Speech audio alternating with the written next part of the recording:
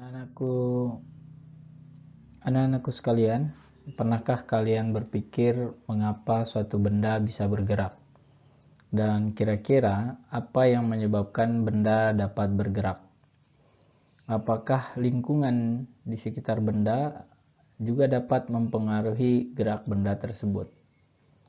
Nah, agar kamu dapat menjawab pertanyaan-pertanyaan tersebut, ayo kita pelajari materi tentang gerak berikut ini. Semoga kalian bisa memahami konsep gerak dengan baik.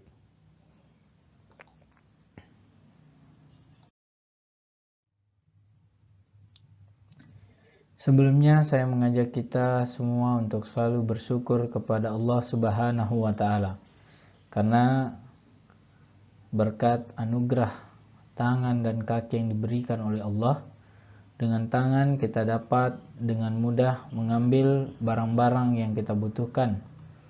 Dengan kaki tentu saja kita bisa bergerak menuju suatu tempat yang kita inginkan. Perlu diperhatikan pula ketika kita bergerak menuju suatu tempat, tentu kita akan melintasi suatu lintasan dengan kecepatan tertentu dan tentu memerlukan waktu tertentu pula. Apa itu gerak? Bagaimana satu benda dikatakan bergerak? Nah, benda dapat dikatakan bergerak apabila mengalami perubahan posisi dari satu titik acuan tertentu. Benda yang bergerak pasti akan melalui suatu lintasan tertentu. Lintasan bisa berupa lintasan yang lurus, melingkar, parabola, atau bahkan tidak beraturan. Namun, pada bagian ini kita akan mempelajari khusus bagaimana gerak benda pada lintasan yang lurus. Nah, benda yang bergerak pada suatu lintasan yang lurus itu melibatkan 3 elemen. Yang pertama adalah waktu, kedua adalah jarak, dan kecepatan. Nah, bagaimana hubungan antara jarak dengan waktu, serta bagaimana hubungan antara kecepatan dengan waktu? Simak terus materinya. Nah, setiap hari pasti kalian berangkat dari rumah ke sekolah, kemudian kembali lagi ke rumah. Misalnya jika diukur jarak rumah ke sekolah sekitar 2 km, maka jarak yang kamu tempuh, yang kamu lakukan setiap hari itu adalah 4 km. Namun, perpindahan yang kamu lakukan bernilai 0 km. Mengapa demikian? Karena perlu kalian ketahui jika ada perbedaan makna antara jarak dan perpindahan. Jarak merupakan panjang lintasan yang ditempuh. Sekali lagi, jarak merupakan panjang lintasan yang ditempuh. Sedangkan perpindahan merupakan jumlah lintasan yang ditempuh dengan memperhitungkan posisi awal dan akhir benda. Atau dengan kata lain, perpindahan merupakan jarak lurus resultat dari posisi awal sampai posisi akhir. Sedangkan perpindahan hanya melihat titik awal dan akhir dari posisi kita. Sehingga kalau kita sudah menempuh jarak puluhan kilometer, namun jika pada akhirnya kita kembali pada posisi semula, maka dipastikan perpindahannya sama dengan 0. Perhatikan contoh pada gambar. Nah, pada gambar terlihat ada atlet yang bergerak lurus beraturan.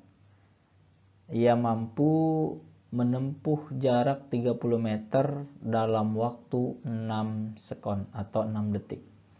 Artinya atlet tersebut mampu menempuh jarak 5 meter setiap sekennya. Kemampuan atlet dalam menempuh jarak dilambangkan dengan S, di setiap 1 sekon atau 1 detik dilambangkan dengan T, itu disebut sebagai kelajuan. Nah, berarti jarak dalam setiap detiknya disebut dengan kelajuan. Nah, secara matematis itu dirumuskan dengan V sama dengan S per T.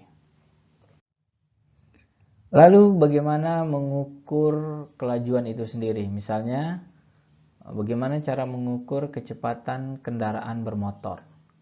Kita sering mendengar istilah speedometer. Apakah benar mengukur dengan menggunakan speedometer? Ternyata speedometer yang ada di kendaraan tidak mengukur kecepatan gerak, tetapi ia hanya mengukur kelajuan dari kendaraan tersebut.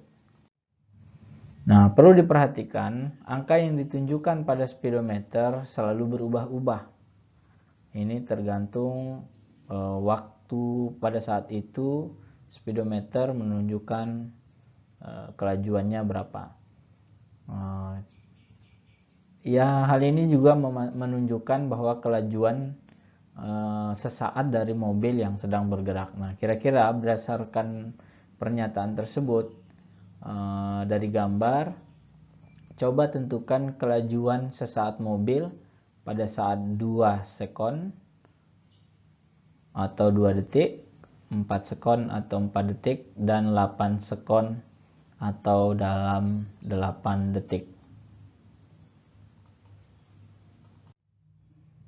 Nah, selain speedometer, pada mobil yang tentunya sudah lebih modern, biasanya dilengkapi oleh alat yang disebut dengan Global Positioning System atau GPS. Nah, GPS itu berguna untuk menginformasikan posisi, menginformasikan kecepatan, arah, dan waktu secara akurat. Nah, pada gambar terlihat ada GPS mobil melaju dengan kelajuan yang tetap, yaitu 20 meter per sekon atau 72 km per jam. Ini berarti dalam 1 detik mobil bergerak sejauh 20 meter. Ingat, karena kecepatannya adalah kelajuannya adalah 20 meter per sekon, berarti dalam 1 detik dia bergerak sejauh 20 meter. Atau dalam 1 jam dia telah menempuh jarak 72 km.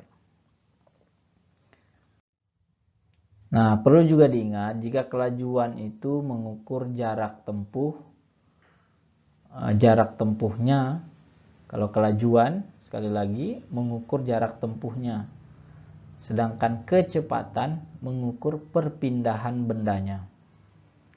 Ya. Nah, biasanya dirumuskan dengan delta S per T. Nah, kalau perpindahan maka ada arah, sedangkan kelajuan tidak memberikan informasi arah. Meskipun kelajuan dan kecepatan itu memiliki definisi dan konsep yang berbeda, namun pada GLB atau gerak lurus beraturan, besar kecepatan, simbol serta satuannya sama. Ya, dirumuskan dengan V sama dengan delta S per T. Nah, sekarang coba dilengkapi bubble map tentang perbedaan antara kelajuan dengan kecepatan berikut. Nah, sini ada di sebelah kiri adalah kelajuan, parameter kelajuan atau ciri khas dari kelajuan, dan sebelah kanan adalah ciri khas dari kecepatan. Silakan diisi yang sesuai. Nah, di sebelah kanan juga terlihat ada tabel. Nah, tabel ini adalah menunjukkan besarnya jarak dan waktu yang diperlukan sepeda untuk bergerak. Coba gunakan rumus kelajuan dan percepatan yang sudah diberikan tadi untuk menghitung kelajuan sepeda pada detik kedua atau 2 sekon, kelajuan sepeda pada detik keempat atau 4 sekon, kelajuan sepeda pada saat 5 sekon. Nah, serta percepatan yang dialami oleh sepeda tersebut. Dan jangan lupa buat kesimpulan apa yang kamu peroleh dari gerak sepeda tersebut. Nah, kasus selanjutnya ini adalah saat melakukan perjalanan dari rumah ke sekolah, kendaraan yang kita tumpangi akan bergerak dengan kecepatan yang berubah-ubah. Pasti akan berubah-ubah setiap waktunya. Gambar menunjukkan, di gambar ini menunjukkan bahwa mobil yang sedang bergerak menjauhi lampu, lalu sedang bergerak menjauhi lampu lalu lintas ini akan ditingkatkan kecepatannya. Jadi mobil yang meninggalkan lampu lalu lintas akan ditingkatkan kecepatannya atau dipercepat. Nah, sedangkan saat mendekati lampu lalu lintas, maka kecepatannya akan dikurangi atau diistilahkan dengan diperlambat.